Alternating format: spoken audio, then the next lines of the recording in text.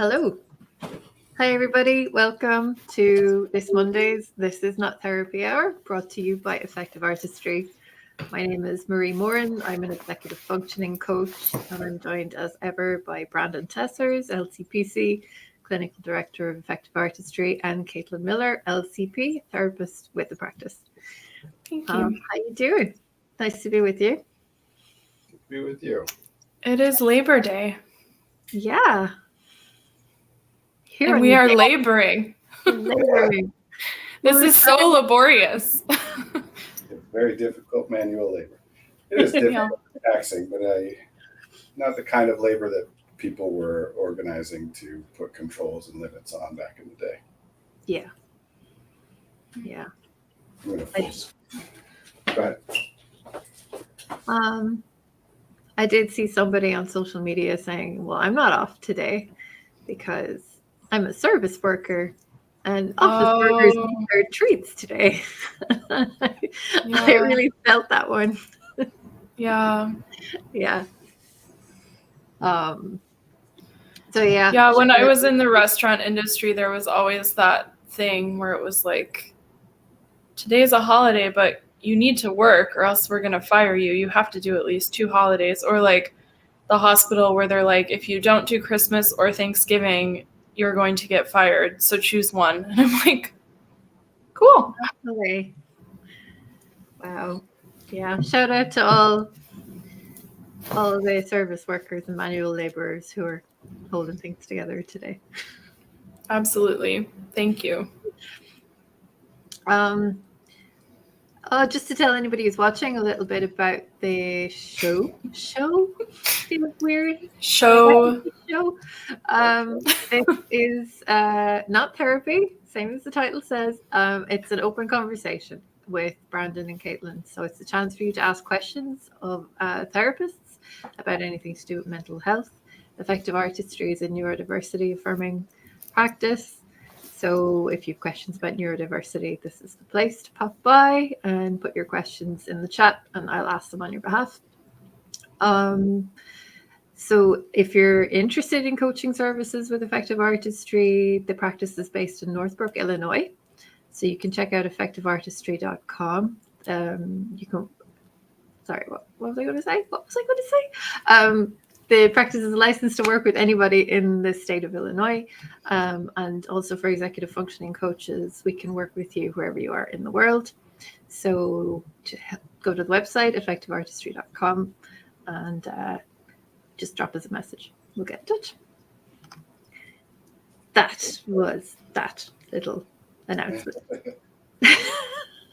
So what's been on your mind this week? Were you asking me? Both of you, this past week. I'm asking Brandon. What was on your mind this week, Brandon? Well, I don't know. Lots of different things go in and out of my mind over the week. I don't know how you feel about mentioning any personal items, Caitlin, on the stream. I'm trying to be vague to get a sense. Never mind. We could talk about recovering from. I don't know there's so many. I'm going to wish you a happy birthday. Oh, that's a personal item. Yes. I didn't know if you were comfortable with that. And I didn't. No, that is an okay personal item. I was like, out of the hundreds of problems I have, which one are we talking about right now? Yeah, lots of things. I was thinking, let's see, we've been talking about embarrassment. I've been talking a lot about ADHD medication, but also just medication generally. I think that's what we talked about on the stream last week. Yeah.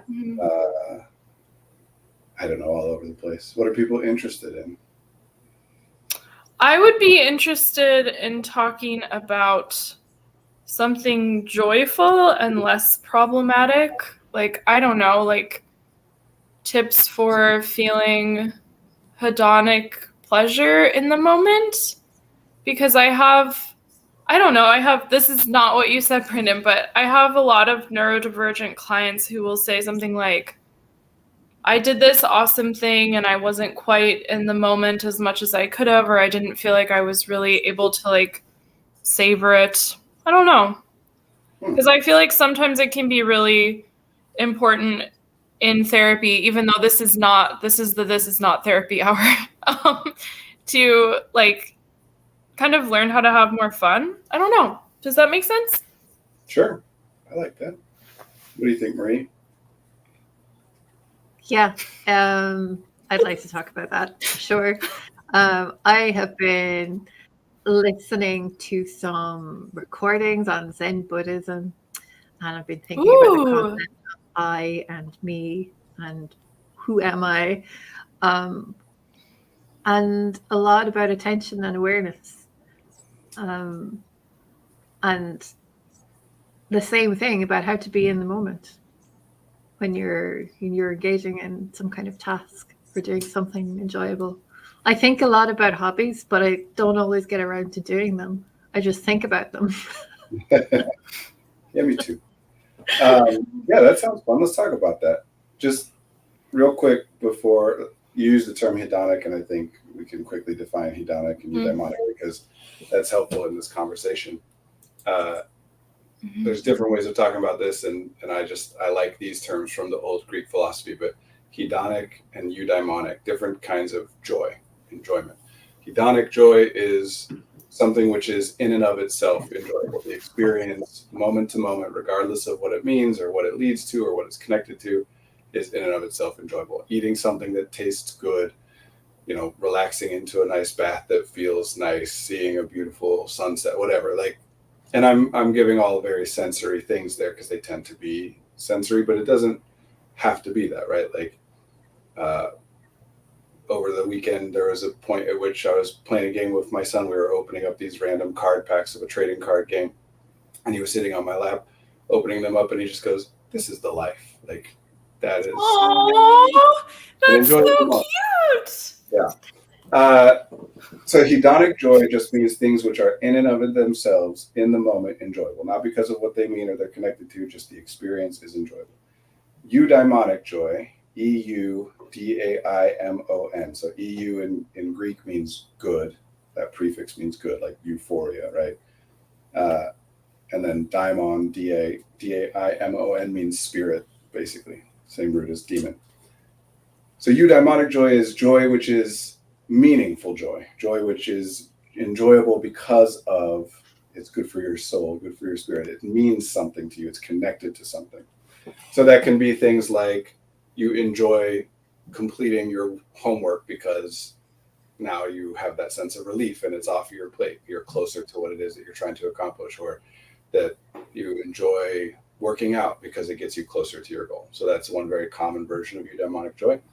But it can also be things which are enjoyable not because they get you closer to something, but because they represent something. So, for example, donating money or spending time, doing service work, weeding somebody's garden may not be in and of itself an enjoyable activity, but it is eudaimonically joyful because it is you embodying or enacting your values of care or community or whatever it is, right? So it's important to get both. I kind of think, just as a rough rule of thumb, you want to get both every single day. There's different downsides to missing out on either one.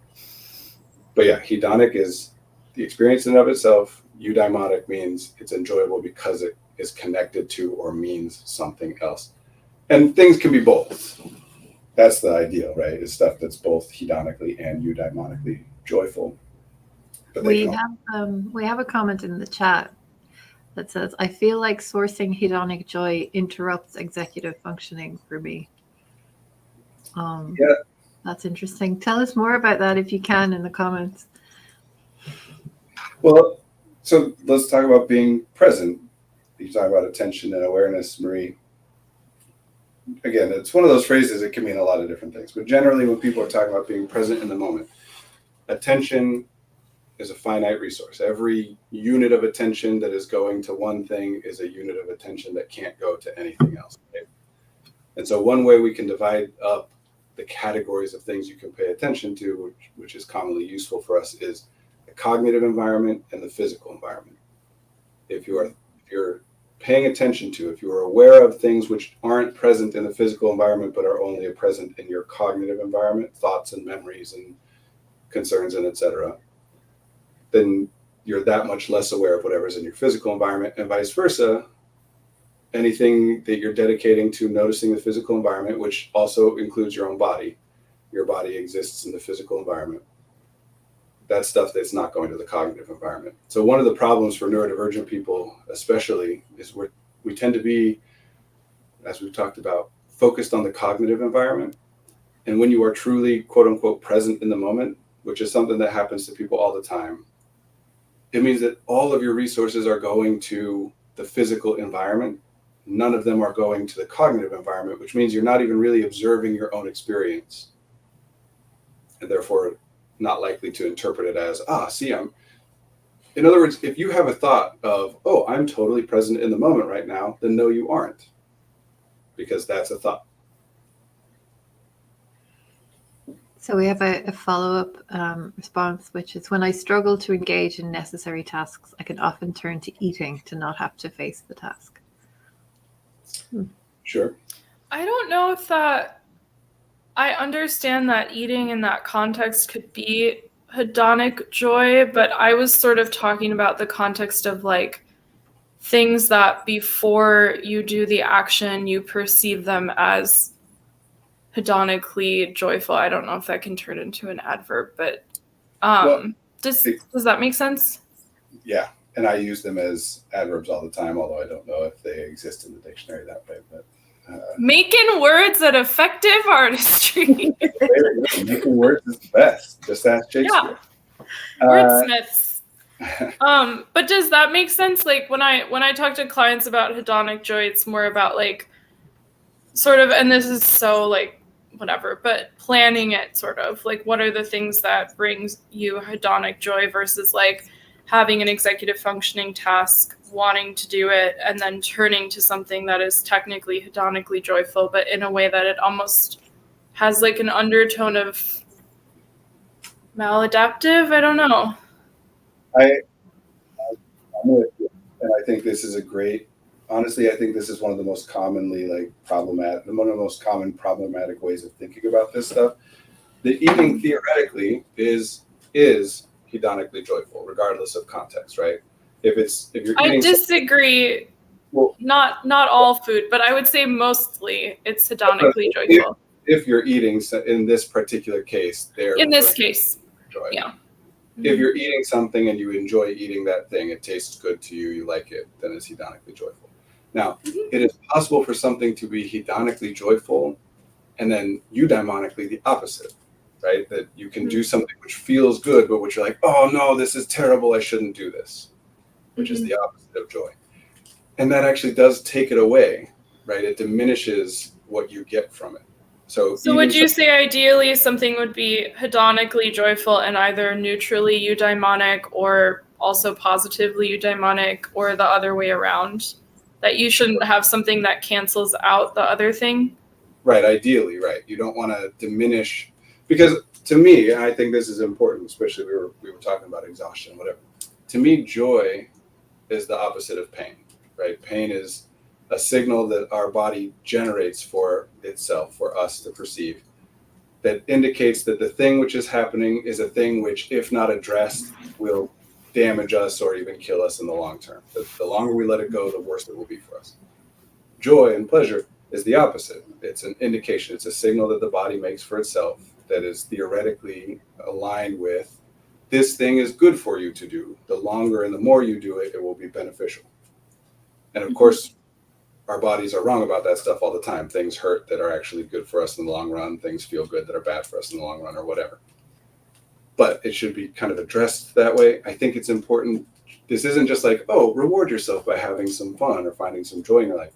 Joy is rest, right? Like resting and recovering feels enjoyable or pleasurable. If something is enjoyable to you, then it is most useful for you to assume that that thing is restful or recuperative for you.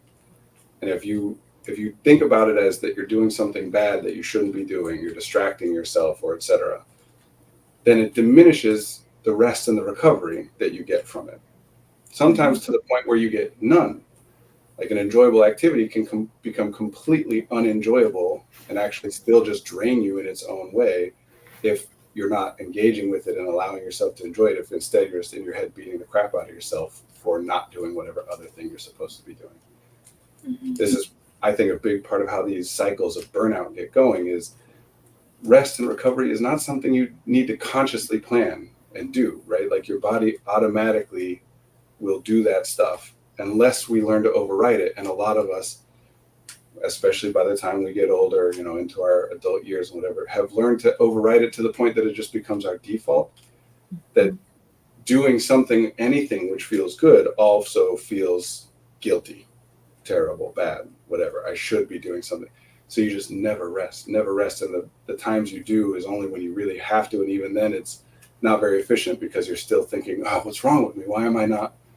I already slept for 8 hours. Why am I not fully rested and recovered after a week of only sleeping 4 hours a night or whatever? Mm-hmm. So I think treating joy as not just a fun little bonus, but an indication of this is a thing which helps you to survive, helps you to endure and persist. Mm-hmm. We're wrong. But unless you have a specific reason to think that you're wrong, assume that it's that.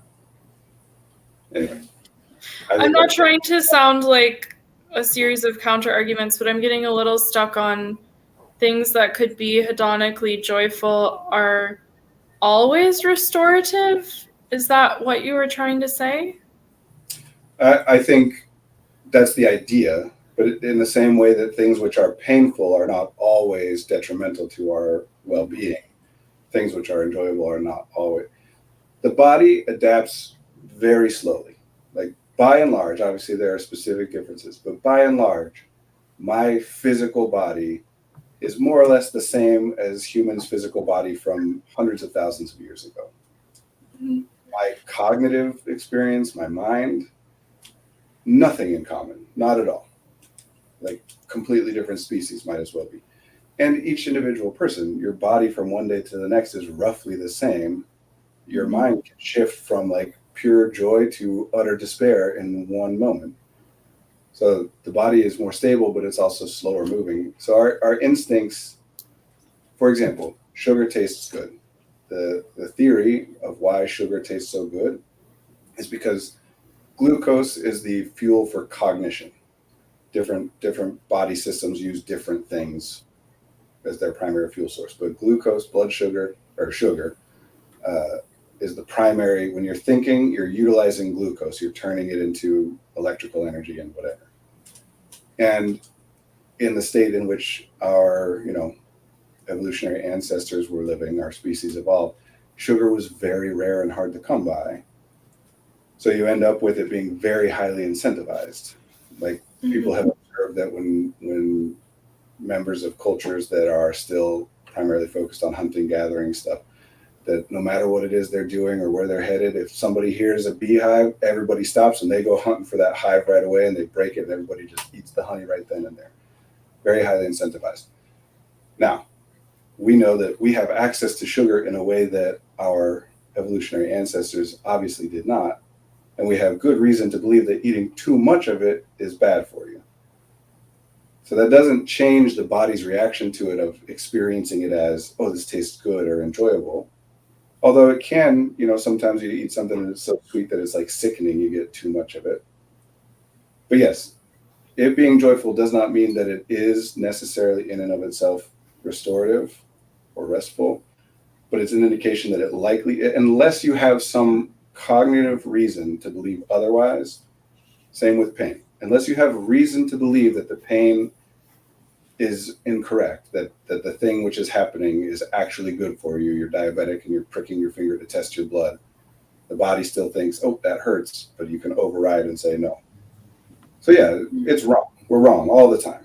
But unless you have a conscious reason, you should assume that it is recuperative. The thing I was thinking of that is outside of food, even though your examples are applicable because this person is talking about donuts, is like maybe an artist client who has 6 days a week where they're doing shows and they feel an immense amount of hedonic joy when they're performing, but at some point it tips over into burnout, like maybe after the show, like it's too costly. Does that make sense?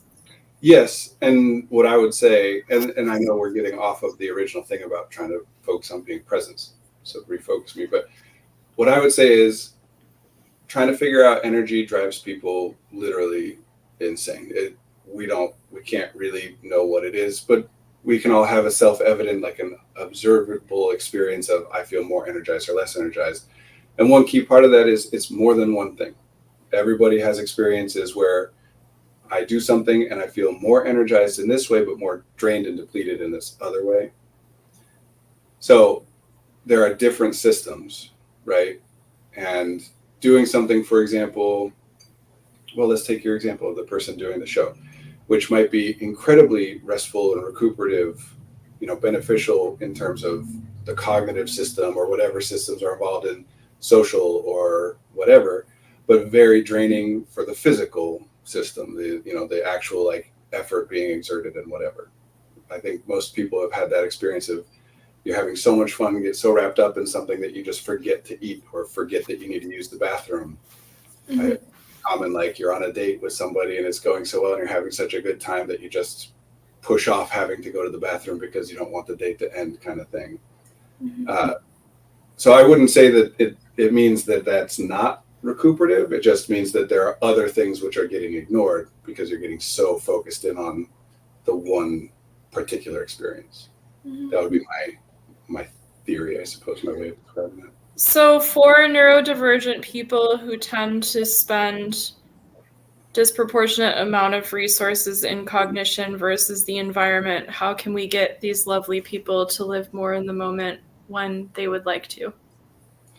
Well, I think one like broad thing is to start at the beginning, refocus it on when you are not observing your experience is when you are fully present in the moment. Because part of what people are looking for and not finding is, I never have this experience where I'm like, oh, I'm fully present in the moment. Because when you do have that experience, you're not observing it to say, hey, I'm fully present in the moment. It's after the fact when you say, wow, I haven't been thinking anything for the past 20 minutes. That means for that 20 minutes, you were fully present in the moment. So don't look for times where you're observing that you're fully present, because observing yourself is the opposite of being present. Self-conscious, right? Like you hold back. Now, being fully present is not in and of itself a good thing, right? Like fight or flight. In that moment when some car swerves in front of me and I got to adapt to it, I'm not thinking in that moment either, but that's not an enjoyable circumstance. Mm-hmm. Which is part of the reason I think people struggle with this, is because negative stuff takes our resources first. So when the physical environment, for someone who finds a lot of benefit from spending their attention and their awareness on cognitive things, it's quite likely that in those times when something is calling their full attention to the physical environment, and that after the fact they're aware of it, that it was a bad thing. It was a scary thing or difficult or dangerous thing. Mm-hmm. But a lot of, especially in ADHD, what people refer to as hyperfocus is that it's like fully present. Oh, I completely blanked out there and it's 3 hours later and I had no idea. Is that like flow state? Is that the same thing? Flow state, peak experiences, being in the zone. I mean, to me, that's what these things mean. Each person, each way of describing it would define it slightly. I think one of the differences with flow state that's like would be applicable, but not to everything, is I think it's the intersection of having a high amount of skills in the thing you're doing, as well as being fully present in the moment. I think when people are talking about being in the zone or flow state or whatever, they are always talking about you feel as though you were doing something incredible, right? Like when you talk to people who are actors about being on stage, or when you talk to people who are whatever it is that they're passionate about, and you ask them what it's like when they're doing it, you'll get a lot of answers like, I don't know, it feels right. I feel like it's what I was meant to do. I feel like I'm flying. I feel like it's a lot of this. I'm not really observing myself in that moment. And how do I describe the fact that I'm not consciously observing myself in that way, kind of thing? I think personally, because again, negative stuff pulls the attention to whatever, but we're talking about the physical environment right now.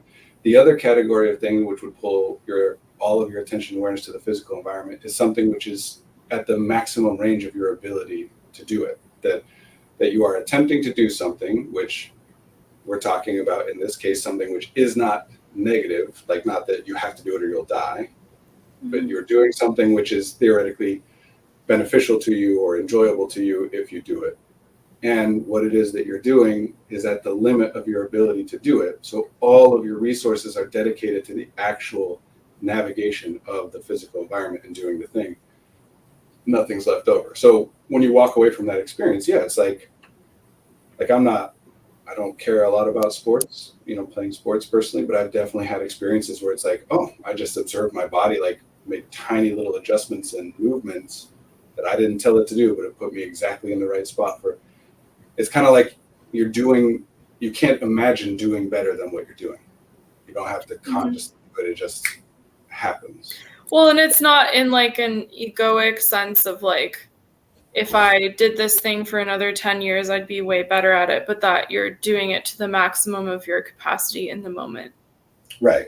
Because it's specific. That's the thing about the physical environment. It is as specific as it can be. You cannot consciously think anything that is as specific as the specific data that you're getting and utilizing as you interact. Any version of considering it or describing it is some way abstracting it. It's abstract thought, right? Mm-hmm. So, right, yes, you're exactly right, Caitlin. I agree. I mean, that imagining what you might be like in 10 years is abstract thought. I'm talking about in this moment, this specific information. It's like I'm not thinking at all. And so in a sense, that is kind of, you're not relying on executive functioning, you could say, because executive functioning is that thing which takes conscious intention and then translates it into behavior.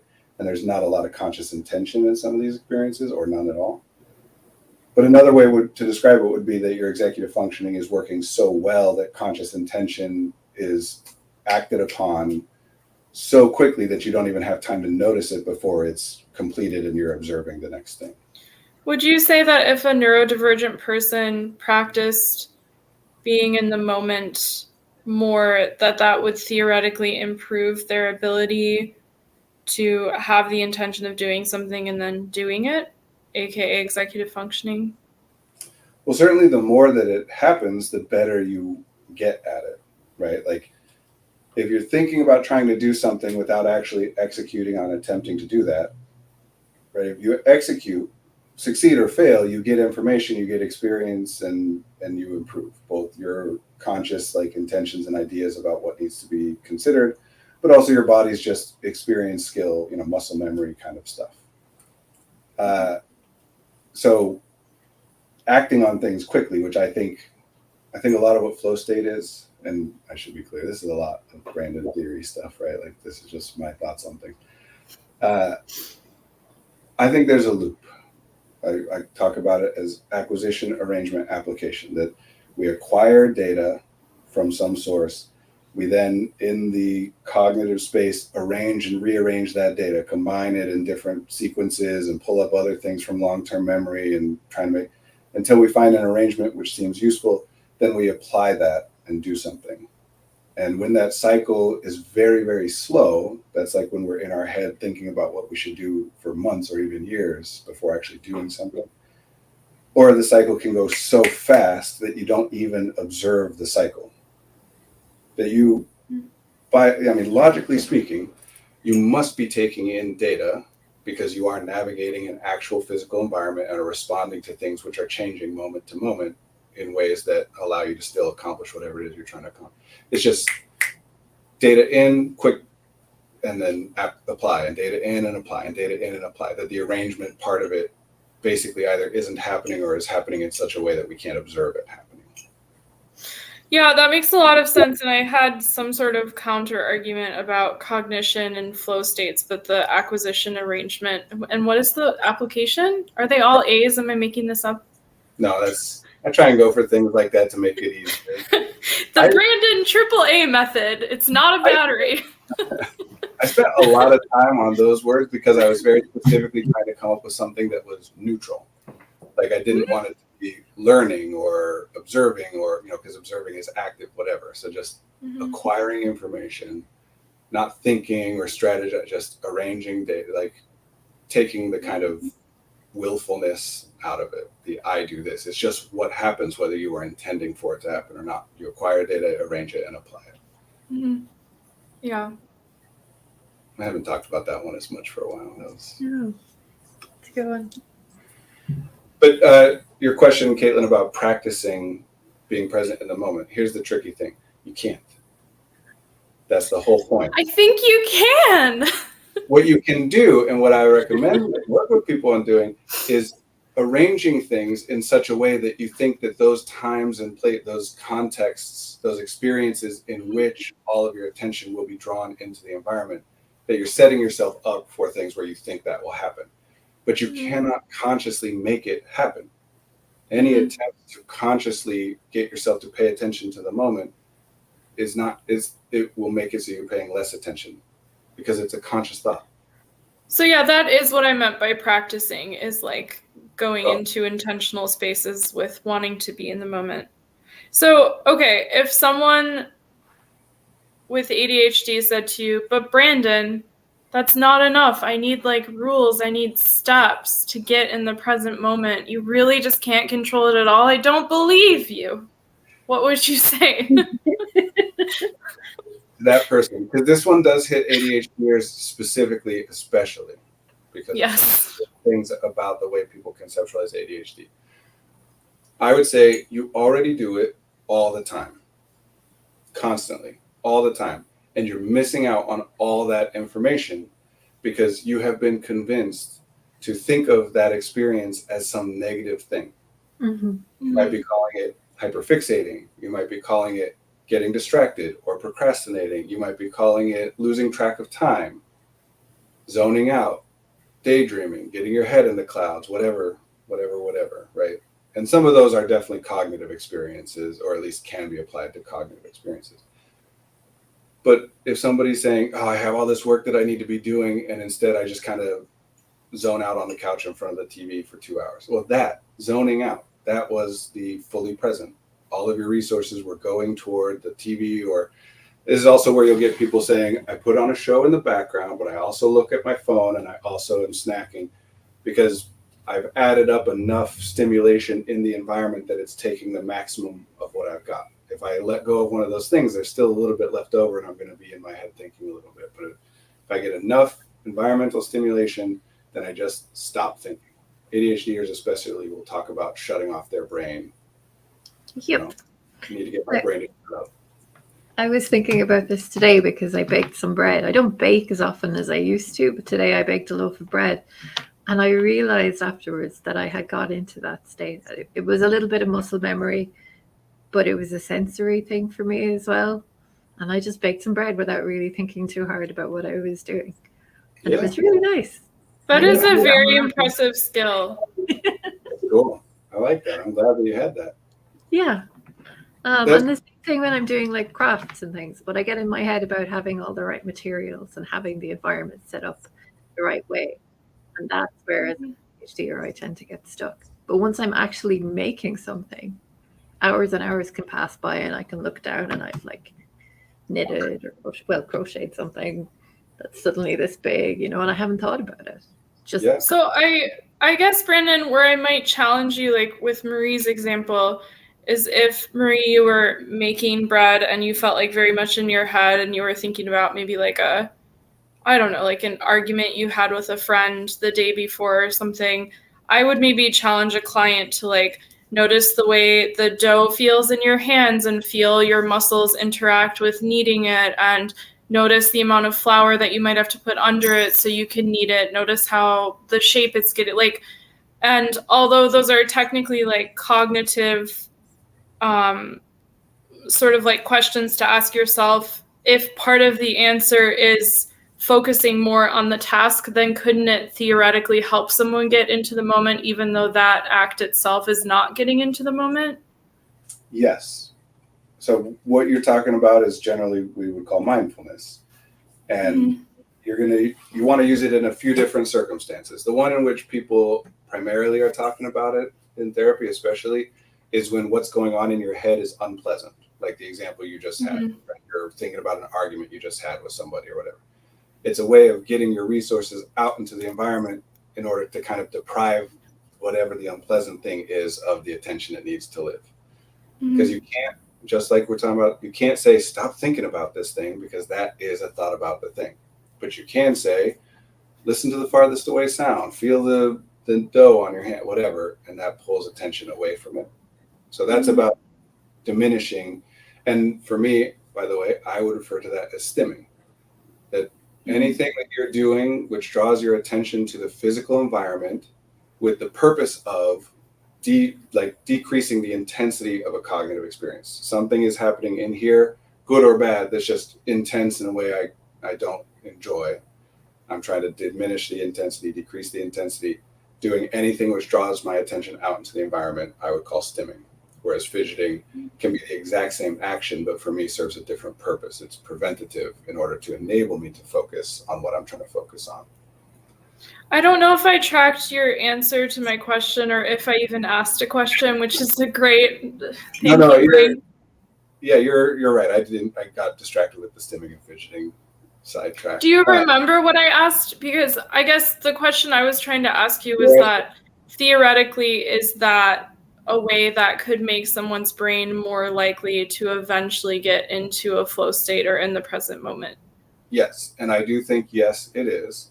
So that's the other use of mindfulness I find to be valuable, but it's just not what people focus on as much, which is effectively, like, if you want to read a book, you want to get yourself really invested into reading a book, but you're trying to think, what book should I read? What book should I read? And you're having a hard, I can't think of. You're going to have it's a lot more likely you'll get into a book if you go over to the bookshelf and start pulling books down one by one and giving yourself the opportunity to have your attention captured by one of them. So mindfulness in that sense is the same thing, right? That if I do consciously direct my attention to the environment, then it's more likely that, well, I'll be noticing the environment more. And then something that I'm noticing in the environment has the potential to pull more and more of my attention. Something I didn't notice, but now I'm making myself focus in a way, and now I do notice it. And now that I've noticed it, I don't need to force myself to think about it anymore. All my attention just gets pulled. Does that make sense? Yeah, and I was kind of thinking, at least for myself, sometimes if I'm in an environment and I can guess that certain parts of it I would find more hedonically pleasurable than others, then I can do like mindfulness tricks in my mind to think of what is the most visually pleasing thing in my immediate environment, and then focusing on that versus other things that might cause more distress. Does that make sense? Yes, absolutely. And I absolutely agree. And to me, that's step 2 and 3. That's arrangement and application. I'm thinking about, which is why I'm always, what I was talking about before, what I want to start with is we need more data. You don't know very well what kinds of things cause you to be present in the moment or are more likely to make it so that you are present in the moment because you write off those experiences as negative ones. If you, for example, we've talked about distraction in the past is centering the thing which you are not doing, right? If you say procrastinating or distracting, I just distracted myself, whatever. Then what you're saying is whatever it was I was doing, the only purpose that it served in the way you're describing it is to prevent me from doing this other thing. So why would your limited resources, right? Cognitive miser, brain spends the minimum resources it has reason to. Why would you spend any resources noticing specific information about what you were doing and how it felt? Because the only thing that matters is that it was serving the purpose of distracting me from the thing I was supposed to do. So you walk away from that experience really not remembering much at all about what you were doing, only focused on what you weren't doing. And you don't remember the enjoyment you got out of doing the thing that you were doing. You remember only that you weren't doing what you were supposed to be doing and you're upset about it.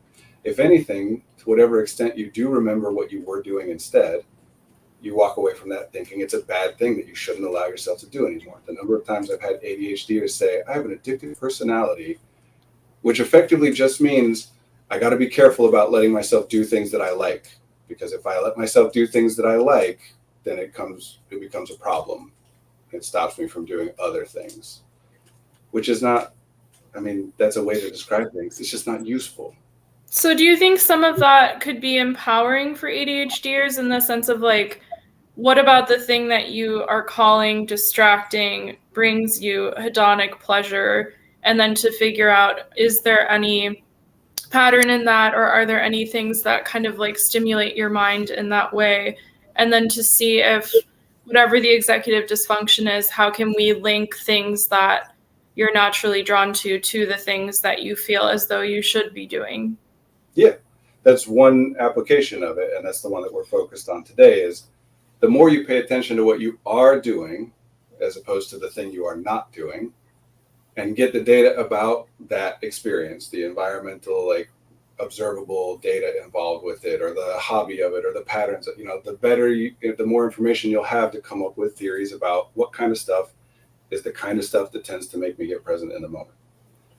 But aside from that, there's a bunch of other benefits too. Like a very common one is they call it the shower principle or the Archimedes principle, various different things of, hey, when you're focused on the problem that you're stuck on, a lot of the time when people stop that and go focus on something else instead, then they're able to solve the original problem. It's something that we all like talk about. Just take a break, like get your mind off it, approach it with fresh eyes, sleep on it, whatever. We know it, but people don't really talk about the mechanism behind it. But what must theoretically be happening is that in guiding your attention to other things, you notice some data in that experience that beforehand you wouldn't have cognitively identified as that's data which will help me solve the problem. Archimedes getting in the bathtub doesn't think, oh, if I get in the bath, that will help me figure out water displacement. But getting in the bath, then the water moves, and that's new data that he didn't have.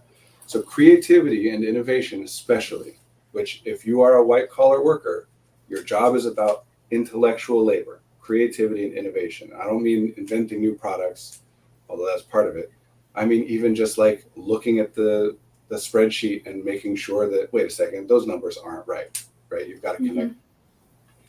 By definition, just logically, if you are going to connect A to Z, which no one else has connected, then that means that before you can do that, you must have noticed both A, which is the thing everyone's saying you're supposed to focus on, and Z, which everyone else is saying, why are you paying attention to Z? That has nothing to do with what you're doing.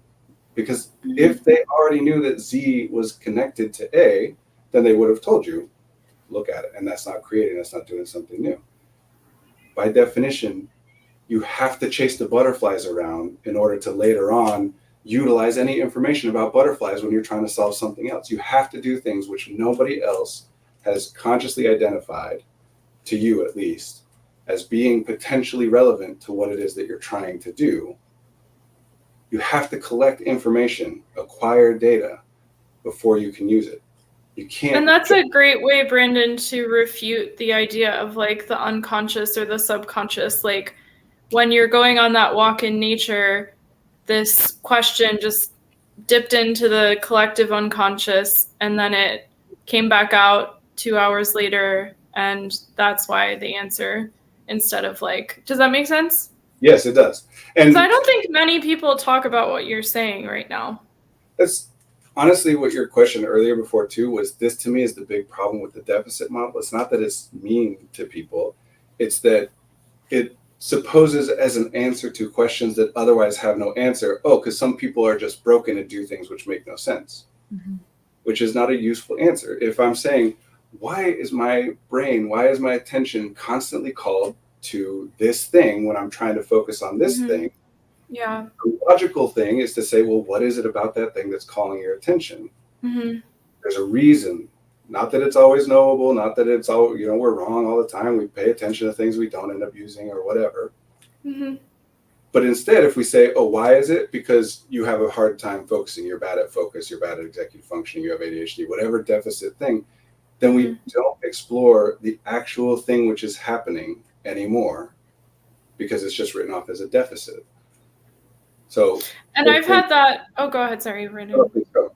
I've had that like transform clients' lives. Like sometimes they'll say like, oh yeah, I have this hyperfixation on like the intersection of, I don't know, genetics and like chronic conditions, but they're like working as a barista. And it's like, well, what if we changed your life? What if you did things that you liked all the time? Like, so sometimes I think the distracting things are things that actually can, like, if it's built upon, they can really change people's lives. Yeah. I feel like I sound like a motivational speaker. Sorry, everyone. Nothing wrong with saying things that make people feel good and inspired to do things differently. Yeah, I don't know. I agree. I think this is why, like, the concept of should and, you know, the way that we talk about need, it has to be in order to and blah, blah, blah, is because people spend a lot of their resources thinking about the things they are not doing and trying to theorize about why they are not doing them, where it's much more useful to think about the things that you are doing and theorize about why you are doing those things. But that requires that you assume that the things you do, you have a reason for doing them. And you have been taught that that's not the case. That if you like playing video games, there's a reason you like that. You don't have to know what it is consciously. You don't have to be able to identify it and explain it and justify it to other people. Not everybody enjoys playing video games. Not everybody who enjoys playing video games enjoys the one that you're enjoying. Not everyone who enjoys that one enjoys doing it in the way you're enjoying it. There are individual things. So it stands to reason that there is some process which is determined for you that that is a thing which is enjoyable. And the assumption should be that unless proven otherwise, that it's beneficial to you to do that. Doesn't mean that you don't want to pay attention to balancing things. And I don't mean moderation in the sense of don't let yourself do it too much, because do it as much as it's enjoyable. Except that there are other things which are also important, and make sure you're doing things which are important too. Video games are not harmful to you. Doing things you like, baking bread, Marie, was not harmful to you, right? But if you think of it as, oh, I shouldn't bake bread, I should really focus on this other thing, then you do the exact same thing, but you walk away from it thinking, dang it, oh, I'm so bad, I should not you know what, I'm going to like not have baking stuff in my house just to make sure that I can't allow myself to get distracted. And now I just have no bread. Where's the fun in that? And I feel like that could also be a way to rob yourself of the eudaimonic joy of like, how cool it is that I have this skill and that I made this bread today. And like, it's meaningful that I can survive an apocalypse because I won't have to buy bread at a grocery store. Right, So well, yeah, I don't know. In that particular case, actually, even being able to eat the bread later is eudaimonic about baking the bread. Baking is its own experience, but knowing that you'll get to eat it, that's part of the eudaimonic joy. Yeah. So I could imagine someone hearing you say this, Brandon, saying, I don't have time to experience more pleasure in my life. I agree with you, Brandon, but it's so presumptuous of you to think that I can make my life better than it is and more fun. Yeah, well, first of all, I would say that sounds like a person who is about as far into the depths of burnout as one can go. Yeah. There are things that we might explore there, but notably, that's where I go back to, I didn't ask you to do anything differently than what you're doing. I didn't. That's why I start with, all I'm asking you to do is to think of the things that you're already doing slightly differently than you've been thinking about them. I feel like that's a way to trick clients into coming back 3 weeks later and being like, okay, Brandon, I tried enjoying playing video games. If I trick, I mean, sure, yeah. Because sometimes they do come back and they say, yeah, it's a lot better. Yeah. I mean, honestly, that's the most common thing that happens after this is people will come back. We talked in the past about Bader-Meinhof effect or Bader-Meinhof phenomenon. It's the phenomenon that once you learn a phrase for a thing or a term or a symbol for a thing, you start to notice it more. Because language dictates where your attentional processes send the attention, right, to some extent. That's what we're talking about. You call something a distraction, literally using the word distraction, and your attentional processes dictate, oh, that is not worth getting information about beyond that it isn't the thing that we were supposed to be doing. As long as we've identified that, we have all the meaningful information, we need nothing else. If we take that away and we don't let you call it a distraction, notice how much I'm saying things which are calling your attention, pulling your attention, not taking your attention away from other things. because we want to get people's brains to focus on their attentional processes, to focus on getting data which is useful. Neurodivergent people have been thinking, you wouldn't identify that way if you hadn't been thinking about how to solve your problems a crap ton for a long time. Yeah.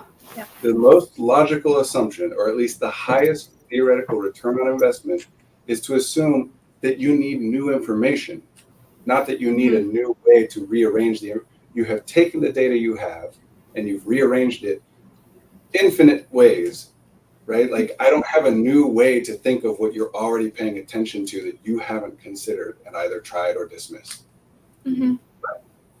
Look at how much you're doing with the data that you have. You know, you take 2 points of data and you think about it for 10 years, figuring something. If we just get you one extra point of data, what you can do with that. So the very first thing for me always is, I want information that you don't already have. I assume that you don't have the information you need. You're assuming that too, or you wouldn't be coming to me. But you just think that I'm the one with the information for you. And I don't think that. But I think that the fact that you think that I'm the one with the information does mean that your attention will go to me and the things that I say, which means when I ask you a question that you can't answer, your brain is now incentivized to pay attention to that stuff so you can answer it next time. So when people come in and they say, this is the problem, I do this and I suck at this and I'm terrible in this way, and I say, well, what do you do for fun? And they say, I don't know, I used to like music. Okay, well, what do you do for fun now? Nothing really, I'm just exhausted all the time. Okay, well, but you said you get distracted and procrastinate. Yeah, so what do you do during that time? Nothing really, just look at my phone or whatever. What do you look at? I don't know. Then they go away for a week and their attentional processes are now incentivized to notice that, because there's an assumption, even if I don't state it, that it's more likely that I'm going to ask for that information again and they want to answer it. Because people don't like not being able to answer a question, which sucks. Honestly, it's much better theoretically to be able to say, I don't know the answer to that, that's interesting, instead of, I don't know the answer to that, that's bad. Either way, you'll pay attention, but people tend to feel bad about it, which sucks. So they'll pay attention and then they come back and they can. I'll have people say, I think I struggled because last year I wasn't mature, but this year I'm more mature. And I said, what do you mean by that? Well, I have no clue is their answer. Yeah. I mean, that's a real one that I was just working with a client that, like, teenage client, issues, fighting with parents. They all love each other, but there's a lot of contention over the homework and blah, blah, blah, blah, blah. And this idea of maturity has been central to all of their concept of what's going on. None of them have ever thought about what the hell it means. Which doesn't mean that there's a definition, but when I ask that, now all of a sudden they have to pay attention to different things they haven't been paying attention to. Or somebody will say, you know, if I take a bit of a break before doing a thing, then it's easier. Okay, cool. What did you do during the break? Yeah. Or last week, someone will say, my son is really struggling. He's having a lot of meltdowns. My autistic son is having a lot of meltdowns at school during transitions. And then they'll talk to me about all the things that he's doing, the yelling and the hitting and the whatever. And then I say, well, what transitions? Like transitioning into what or out of what? Oh, I don't know. And right then it's very clear. Why aren't we paying attention to some things, some stimuli provoke a certain response, some don't. We don't like the response. Theoretically, wouldn't we want to start by looking at what stimuli provokes the response? But because we've identified autism as a deficit, we don't look at that, because the assumption is it doesn't matter. It's random. It's about the fact that he's autistic. It has nothing to do with anything else. But you ask I'm going to force myself to say this. I have to run to the bathroom. I will be back if the stream is continuing. Okay. Good for you. I'm forcing myself. Good job. Good for you. All right, we've got a few comments to catch up on, and I'm sorry I haven't got to all your comments. The last one here is, somehow it's really reassuring to hear someone assume I've thought about my problem more than they can comprehend, and they probably won't offer a lot of new insight. Yeah. To be the expert in your own problems, I guess. Yeah. Yes, of course you are. You are sitting here watching a stream about maybe something related to the things that you're struggling with. Like, obviously, you are putting a lot of thought and effort into trying to figure this stuff out, or you wouldn't be sitting here watching some random stranger on the internet talk about it, just in hopes that it might be helpful to you. No one will ever think about you 1/1,000,000th of a percent as much as you think about your own stuff. And anybody who pretends like they understand you better than you understand yourself, they're just wrong. Mm-hmm. Doesn't mean they don't have information that you don't have, which might be helpful to you, but it's not information about you. And they've also given us a recommendation. Have you seen any of Dimension 20's Mentopolis? It's wonderful, and Hank Green is a treasure. He's playing the fix or hyperfixation in the brain. That sounds Really? That is interesting. I've never actually listened to Dimension 20. They're a live play group that I think originally did D&D, but like many of these have expanded out. So no, I haven't listened to any Dimension 20 stuff, but I've heard. Wait, Hank Green is in it? Yeah. I didn't know that. Also, catching you're up not on a the random stranger. stranger. You're not a random stranger, Brandon. You're one of my favorite strangers. Oh, that's so sweet. Yeah, no, if there's one thing I can assume about neurodivergent people, it is that they have thought a lot about how to be better than they are. Now, whether or not I would agree with that phrasing and all that isn't the point. Mm-hmm. If you're identifying as neurodivergent, you have spent a lot of your time thinking, what I'm doing, what I'm experiencing, what I'm thinking is not as good as it could be or should be. How do I change that? Wouldn't that be an irony of some of like the pathological underpinnings of neurodivergence? Like if neurodivergence is supposed to be transcending pathologies, but most neurodivergent people think about things that they'd like to do better for like huge amounts of time. Does that make sense? Yes, very ironic. But I'm saying people who identify as neurodivergent, not neurodivergent people, because I don't qualify it that way. And by the time someone has come to identifying as neurodivergent, finding some utility in that framework, they've already been through being pathologized or pathologizing themselves. Mm-hmm. And they're looking at neurodiversity and neurodivergence as a new lens that might help them. But again, that's why most people are just talking about the medical model, but using this terminology. Even people who identify that way, even people who are very great and vocal advocates for neurodiversity and the causes of neurodiversity, still have a tendency oftentimes to think of some people are and some people aren't. And if you are, it's because of how your brain is and blah, blah, blah, which is all just medical model stuff. My ADHD makes it difficult for me to blink, but that's medical model. Yeah. Well, I was thinking about that not as a counter argument to what you were saying, but because I think that could be a way to free some people of the way they were still pathologizing themselves, even under the umbrella of neurodiversity. Yeah, that's the big thing is assume that everything every person does, and I'm phrasing it that way because for most of us, most people who identify as neurodivergent, it's easier to make this assumption about other people than about themselves. Mm-hmm. Assume that everything everyone does makes sense for them to do. Mm-hmm. Assume that everything everyone does is the best thing they could do in that context. And that doesn't mean, in order to be able to do something, you have to have the idea of what to do, right? So it doesn't mean that you couldn't later on learn, oh, if I had thought of that, yes, that would have been a better thing to do in that context. Mm-hmm. That happens all the time. But you didn't have that idea or that thought or that information in that context. Everything everybody does is the best thing they can come up with to do. Sometimes with conscious input, sometimes not in that moment. And if you come at it from that lens, if you really do let go of this idea that you can explain why does person X do thing Y with any answer which involves, well, because they're broken or because they're sick or because there's something wrong with them, which effectively is just a cover for saying, because that thing makes no sense, but sometimes people do things which make no sense. Mm-hmm. If you don't let yourself answer it that way, then you have to come up with different answers. And that's the start. As soon as you do that, then you start to say, well, okay, I'm procrastinating and that's bad. Why am I doing that? What is it that I'm doing when I'm procrastinating? Mm-hmm. I obviously don't want to do it, or I wouldn't feel so bad. I wouldn't call it procrastinating. I don't think it's the best thing for me to be doing. I wish that I were behaving in some other way. So it's not about just wanting things or thinking it would be better, which is very ironic, but also the most common maladaptive pattern I see in people is they feel terrible about not doing something or doing something differently than they think they should or whatever.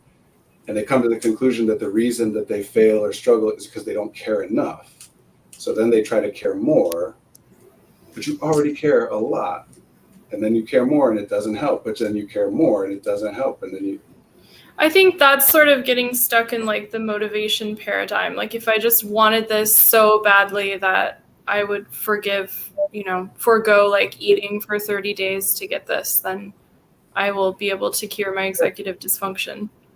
And just to disprove that, because we can very easily disprove that, if you are here watching this stream right now or watching this as a video on demand later on or whatever, I promise you, you care a lot more about whatever it is that you're trying to do than all the other people you're comparing yourself to that you think, oh, they do this stuff without a problem.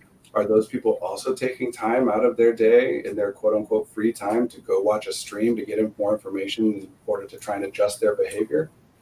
So if that's the case, and you clearly already care more about it than the average person, but theoretically do it less than the average person, the only explanation then is either you have to say, oh, I have a deficit. I'm just bad in some inexplicable way that cannot be explained or accommodated for. Or maybe I have a misunderstanding. Maybe I believe something is true, which isn't true. Or I believe something isn't true, which might be. Or maybe there's something I'm missing. Which is why I don't just sit here and say like, no, you're wrong for thinking about it the way that you are, but instead focus on here's why it's beneficial and valuable to think about it the other way. Right? We don't just say, stop beating yourself up. We talk about, here's why it's useful to pay attention to what it is you're doing, even if it is different than what you think would be ideal for you to do. Mm-hmm. We don't center the negative. And people will often walk away from meeting with me like, oh, Brandon just wants people to feel better about themselves, which is not true. I do want people to feel better for them, but that's not the point. It's just, it's utility. Feeling bad has not ever made anybody do anything any better. It does increase the value of a thing, right? It's in typical terms, it does increase motivation to do a thing if you feel bad. That doesn't matter if it's a thing you can't do. And even if it is a thing that you can do, then if the difference between you doing it or not is feeling bad, then it's not a thing that's worth doing given how much it costs you to do, unless you add on the extra incentive of feeling bad, which means the next time you're going to do it, you're going to also have to feel bad again and again and again. And you could look at lowering the cost instead so that it's still worth doing without having the extra I feel bad. So there's enough truth to this stuff to keep people stuck on this. If I just feel bad enough, then I'll do better. Mm-hmm. And yes, you end up with people who get to places where they're in maximum burnout of literally like, you can't possibly feel worse and still continue to viably move from one moment to the next in your life. Yeah. And anything better than that is, oop, I'm slacking, I'm doing bad, I'm slipping, I got to be mean to myself again. You can only ask for help when it's absolutely necessary or you will die. You can only have what you want when you're so miserable that if you don't get the slightest thing that you want, you will die, you know. It's terrible. And people have been convinced to think this way about themselves.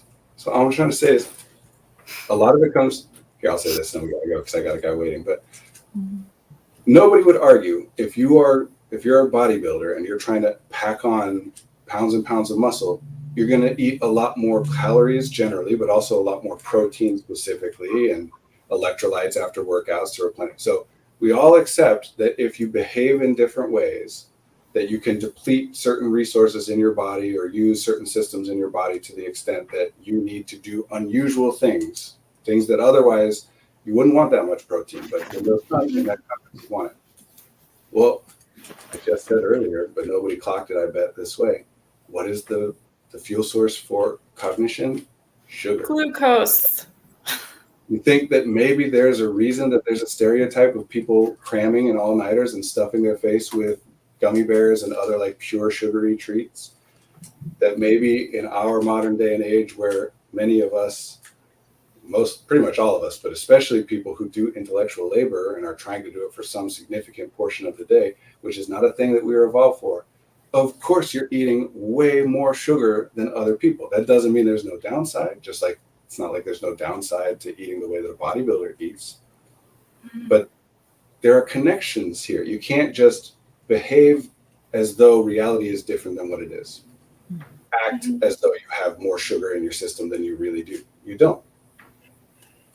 You can't just think about things in a certain way and manipulate the reality of the physical universe. It's the most ridiculous wishful thinking, but it's what our culture teaches as a baseline. Yeah, it's like, no, if you just think about it, then you're able to run for 100 miles if you want it enough. Yeah, if you want it badly enough, you'll do it. Yeah. Brain's a physical system. You are a physical system. We're finite. Anyway, so pay attention. Hold on, real second. 1 second. I'll be right back. Okay.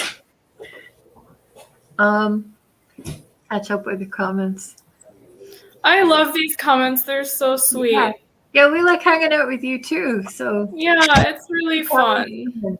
It helps. I love the comments. Yeah. Oh, me too. I love it. Brandon's gone party in the chat. it. Sorry, my client was accidentally locked out. I just realized I let him in, so he wasn't waiting in the hall.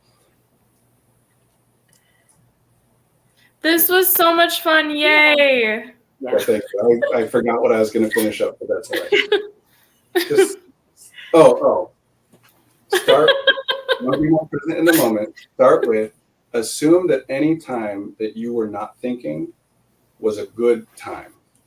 Mm-hmm. You can use logic and reason, obviously, to deduce that that's not the case sometimes. Like, no, even though I wasn't thinking and paying much attention, that was a miserable experience. Great. But unless you can identify it that way, assume, no, that was a good thing. Don't call it shutting your brain up or doing anything to turn your thoughts off or whatever. Say, whatever I did pulled all of my attention to the physical environment. Just start by thinking of it that way, and you will automatically, you're already thinking about your stuff. You'll automatically start to put together some theories about what is the stuff that pulls my attention to the environment. Mm-hmm. And then, yes, like Caitlin was talking about earlier, that's when you start coming up with, okay, it seems like I'm really present in the moment when I have TV on in the background. So you start putting TV on in the background and see if it happens more. And if so, great.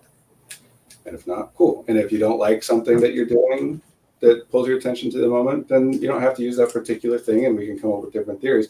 But it's still useful to have that information, because then we can say, okay, you don't want to have TV on in the background, but now we can look at what are the component elements of having TV on in the background that might be relevant here. Maybe it's something about the sound. Maybe it's something about the social data of having other people kind of present in a way to think about without actually needing to interact with them, or that they can observe you and respond. Whatever. Get that data. Get more data. Don't just keep thinking about the information you already have. And we are sponsored by Rubik's Cube, and thank you for coming to the This Is Not Therapy Hour.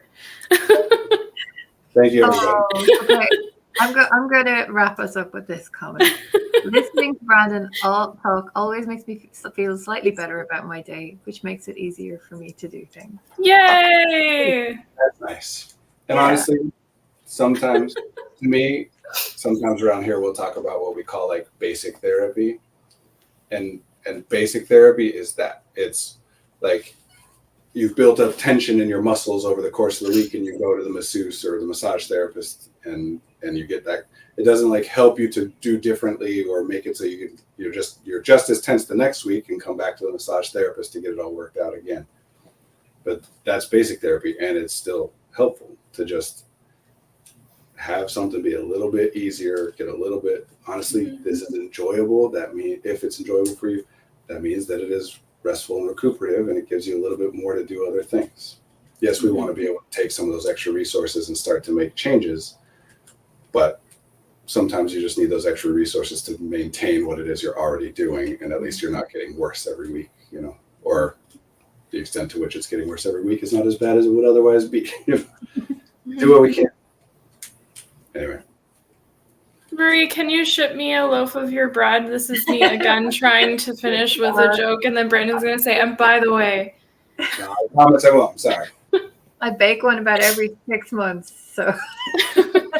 You need to send one to Effective Artistry, and then we can eat your bread. It'll take like 10 days to get here. But we'll ship Caitlin to Scotland is what we got to do. Yeah, you'll ship me to Scotland. That would actually be, yeah. We're not allowed to say things like that. It would be so much fun. All right. Yeah. All right. This was lovely. Thank you, everyone. Yeah. Have a good rest of the day. Eat your feelings. Thank you for Eat glucose. That is don't call it eating your feelings. No. You're eating and you're enjoying it. We're unabashedly enjoying glucose. You call it a bad thing, you remember it as a bad thing, you lose the data. All right. Have a great rest of the day. Take care, everyone. Bye. Bye. So silly.